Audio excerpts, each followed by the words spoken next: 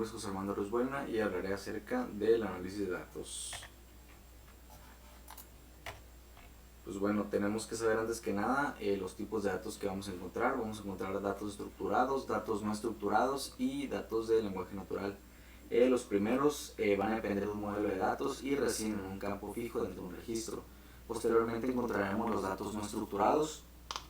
Estos no son fáciles de encajar en un modelo de datos porque el contenido es específico del contexto o puede variar. Ejemplo de esto, el correo electrónico.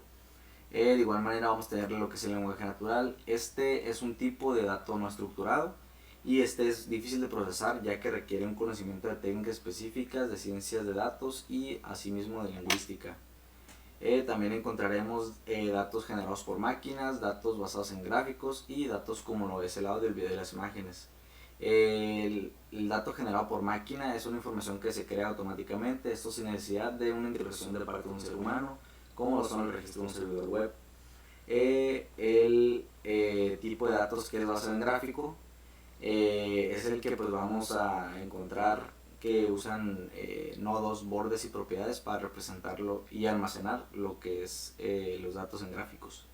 Y por último tendremos el audio, el video y las imágenes, que estos son pues un gran desafío para un data scientist, ya que suelen ser bastante difíciles de almacenar para computadoras, ya que de manera automatizada todavía no está tan normalizado actualmente para tener un buen almacenamiento de este tipo de datos. Ahora vamos a pasar a lo que es el flujo de trabajo de la ciencia de datos.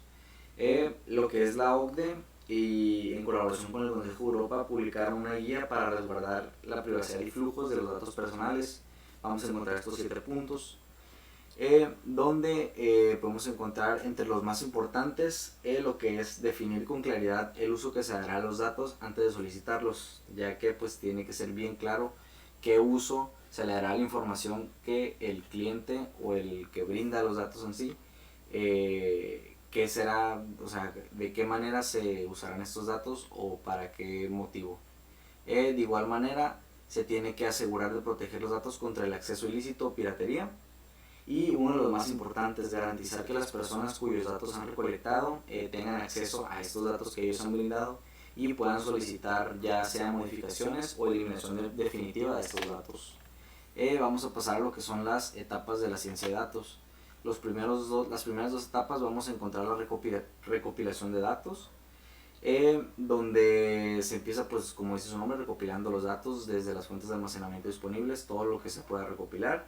Posteriormente pasaremos a la preparación de datos, donde aquí, por así decirlo, se van a dividir los datos que son funcionales o útiles y los datos que son repetitivos o que tienen información incompleta, y eso significa pues no servirán para el almacenamiento de los datos. De igual manera tendremos la introducción de datos, donde los datos seleccionados se envían a los destinos predeterminados para almacenarse.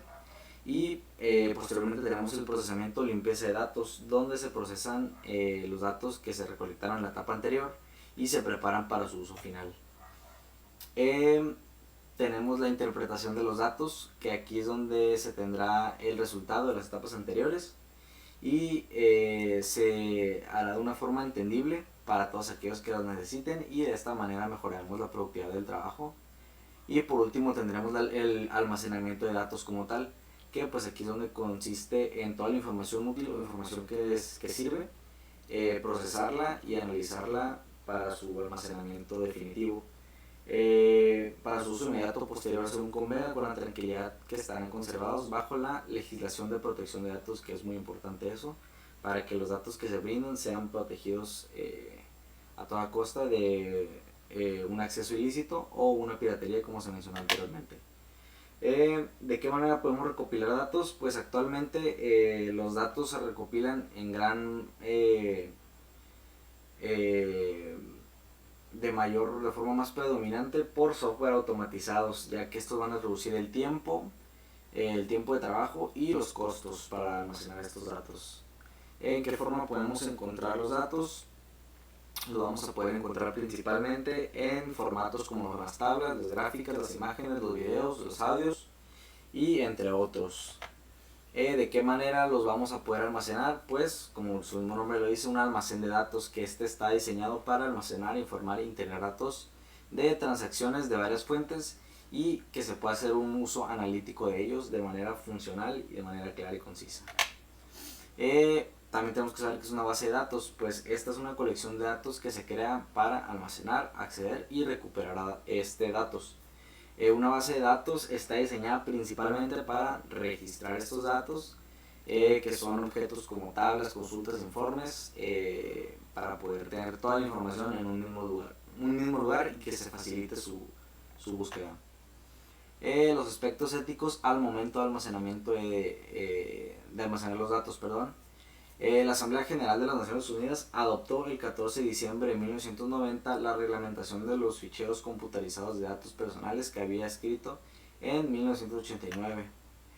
Aquí tenemos los 6 puntos que se mencionan en esta Asamblea General, donde tenemos el principio de licitud y lealtad, el principio de exactitud, el principio de finalidad, el principio de acceso a la persona interesada y el principio de no discriminación, así como el principio de seguridad.